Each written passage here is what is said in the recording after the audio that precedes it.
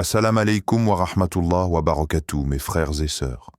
Abonnez-vous si vous cherchez des vérités qui parlent à votre âme. Dans un monde qui oublie Dieu, les animaux se souviennent. Dans un monde qui nie les signes, eux les ressentent. Et parfois, ils révèlent ce que les cœurs endormis refusent de voir. Allah dit, « Il n'est pas une bête sur terre, ni un oiseau volant de ses ailes qui ne soit comme vous en communauté. » Sourate Al-An'am, 638. Les animaux vivent dans le souvenir d'Allah, dans la pureté de la fitra. Ils ne trahissent pas, ils ne mentent pas. Alors quand un homme est touché par la lumière divine, eux, ils le voient, ils s'inclinent, ils pleurent, ils protègent. Aujourd'hui, je vais te raconter 9 histoires vraies d'animaux qui ont reconnu ce qu'Allah a élu. Et à chaque histoire, je te poserai une question. Une question qui ne vise pas ta raison, mais ton cœur. Premier. Le chameau qui pleure. Le vent caressait les feuilles du jardin ce jour-là. Le prophète marchait, paisible, quand une plainte brisa le silence. Un chameau s'approcha lentement, le regard noyé de larmes. Ce n'était pas un cri de bête, mais le sanglot discret d'un être épuisé. Il n'avait pas de mots, mais sa douleur parlait au cœur de celui qui comprenait sans qu'on ait besoin de dire. Alors le prophète posa sa main sur lui. Un geste simple, mais chargé d'une tendresse rare. Il n'écoutait pas seulement, il ressentait. Il dit, « Il s'est plaint à moi de son maître, qui le fait trop travailler et le nourrit mal. » Ce moment n'était pas anodin. C'était le reflet d'un cœur façonné par la lumière divine. Ainsi, le rappel ce verset éclatant. « Et nous ne t'avons envoyé que comme miséricorde pour les mondes. » Sourate Al-Anbiya, verset 107. Alors toi, ton cœur, écoute-t-il encore la douleur? 2. Le loup qui parla d'un prophète. Une scène étrange, presque irréelle. Un loup, un simple animal sauvage, s'adresse à un homme, non par férocité, mais avec des mots, des vérités. Le berger avait repris la brebis que le loup lui avait volée. Mais ce dernier, par la permission d'Allah, s'arrêta et parla. « Tu me la retires? Qui la gardera quand tu seras distrait? À Yatrib se trouve un prophète, et vous ne le suivez pas. Pas un rêve, pas une légende. » Le prophète confirma, « Je le crois, et Abou Bakr et Omar aussi. Ce n'est pas une fable pour enfants, c'est un rappel brûlant. Même un loup a reconnu la lumière d'un prophète. Même un animal ressent ce que des cœurs humains refusent parfois de voir. Le Coran l'évoque avec puissance. Et il inspira aux bêtes leurs fonctions. Sourate An-Nahl, verset 68. Alors toi, ton âme perçoit-elle encore les vérités silencieuses? 3. La gazelle protégée par le prophète. Sous le soleil paisible du désert, une scène étonnante se dessina. Une gazelle, fragile et haletante, attachée à un poteau par un chasseur. Et face à elle, l'homme au cœur le plus pur. Elle parla. Non pas avec la langue des hommes, mais avec celle de la sincérité. « Ô messager d'Allah, libère-moi, laisse-moi allaiter mes petits, je reviendrai, je te le promets. » Il la libéra. Elle s'élança, et elle revint, fidèle à sa promesse. Elle ne craignait pas la flèche, elle connaissait la confiance. Ce n'était pas un miracle de puissance, mais un miracle de loyauté. Une parole donnée, tenue, un lien tissé entre la miséricorde humaine et la sincérité animale. Le Coran nous murmure « Et quiconque place sa confiance en Allah, il lui suffit. » Sourate At-Talaq, verset 3. Et toi? Es-tu revenu quand tu as promis de revenir? 4. La pierre qui salua l'élu. Avant même que les versets ne descendent, avant même que la mission ne commence, une pierre, à la Mecque, saluait Muhammad. Non pas un humain, pas un savant, ni un roi. Une pierre, froide, inerte en apparence, mais éveillée, témoin silencieux de la lumière qui grandissait dans ce cœur pur. Le prophète s'en souvenait. « Je reconnais une pierre, elle me saluait avant que je sois prophète. » Ce n'était pas une hallucination, c'était une reconnaissance, celle d'un monde qui voit ce que les yeux voilés ignorent, car même la création ressent, Même ce qui nous semble sans vie est en adoration. Le Coran le révèle sans détour. Il n'y a rien qui ne célèbre sa louange, mais vous ne comprenez pas leur glorification. Sourate Al-Isra, verset 44. Alors dis-moi, ton cœur entend-il encore la louange du monde, ou es-tu devenu plus sourd qu'une pierre? 5e. L'arbre qui pleure. Il suffisait d'un geste pour provoquer cette émotion. Le prophète, quittant son tronc de palmier pour une nouvelle chaire de prêche, laissa derrière lui une souffrance invisible.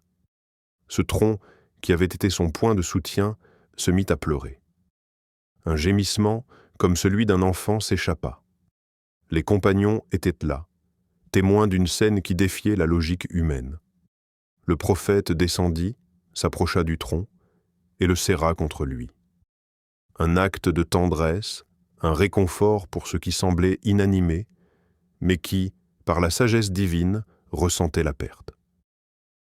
Si je ne l'avais pas consolé, il aurait pleuré jusqu'à la fin des temps. Même le bois, même le silence de la nature, percevait la perte de la lumière prophétique. Le Coran nous le rappelle. Le tout miséricordieux. Il a enseigné le Coran. Il a créé l'homme. Et lui a appris à s'exprimer clairement. Sourate Ar-Rahman, versets 1 à 4. Et toi, ton cœur pleure-t-il quand tu t'éloignes du Coran, quand tu t'éloignes de cette lumière divine? 6. Le serpent du prophète Ibrahim, As. Lorsque Nimrod, dans sa fureur, jeta Ibrahim dans le feu, la scène semblait être celle de la fin. Mais Allah, dans sa puissance infinie, n'avait pas encore écrit la dernière page de cette épreuve. Un serpent apparut, cherchant à souffler sur les flammes, à éteindre ce brasier de douleur, mais il échoua. Malgré sa petite taille, il était l'une des créatures les plus fidèles à Allah. Ce n'est pas le serpent qui décida du sort du prophète, mais la volonté divine. Allah commanda au feu, sois fraîcheur et paix pour Ibrahim. Sourate Al-Anbiya, verset 69. C'était une leçon.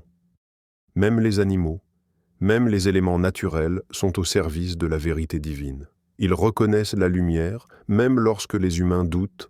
Et toi, es-tu prêt à défendre la vérité, même si tu te sens faible, même si tu échoues, car c'est l'intention qui compte aux yeux d'Allah. 7. Le chien des gens de la caverne.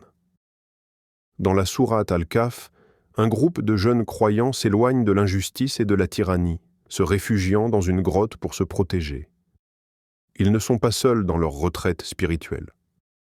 Un chien les accompagne, fidèle, gardien silencieux. Ce chien n'est pas là par hasard, mais en signe de loyauté et de dévouement. Le Coran nous raconte « Et leur chien était étendu aux pattes étendues à l'entrée de la caverne ». Sourate Al-Kahf, verset 18. Et Allah le mentionne dans le Coran. Oui, un chien. Un animal, mais un symbole de loyauté et de fidélité. La loyauté n'est pas une question de forme, mais de cœur. Allah reconnaît ceux qui restent fermes dans leur foi, même face à l'adversité. Alors demande-toi, as-tu été loyal à Allah dans les moments difficiles? As-tu été fidèle, même dans la solitude, lorsque tout semble perdu? 8. Le poisson de Younous, alayhi salam. Lorsque le prophète Younous fut englouti par un poisson, ce moment n'était pas une punition. Non, c'était un refuge. Un espace pour la réflexion, un temps pour revenir à Allah dans la profondeur des ténèbres. Ce n'était pas la fin, mais un nouveau commencement, une occasion pour se recentrer. Dans l'obscurité de son épreuve, Younous invoqua « La ilaha illa anta subhanaka inni kuntu minaz zalimin » Sourate Al-Anbiya, verset 87. Il s'adressa à Allah avec une sincérité pure, et en réponse, Allah ordonna au poisson de le recracher. Le poisson, cet être marinière, joua un rôle divin dans le plan parfait d'Allah. Cet animal, comme tous ceux que nous avons rencontrés dans cette série, servait un but divin, même lorsqu'il semblait insignifiant aux yeux du monde. Et toi, comment vois-tu les épreuves de ta vie? Sont-elles des pièges, des obstacles à éviter ou des véhicules vers la lumière? 9. Le cheval de Burak.